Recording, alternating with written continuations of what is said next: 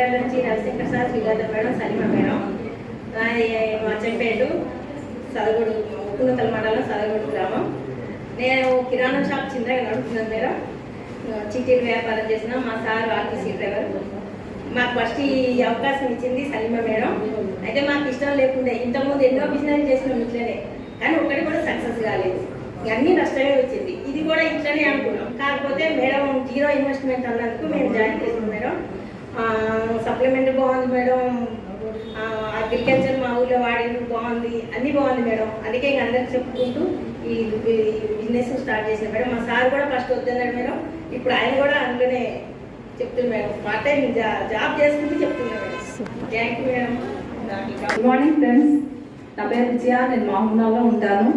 నేను ఈ బిజినెస్కి రావడం ఏంటంటే, ఇక్కడ నా డ్రీమ్స్ కళలన్నీ నెరవేరడానికి ఇది ఒకటే అవకాశం.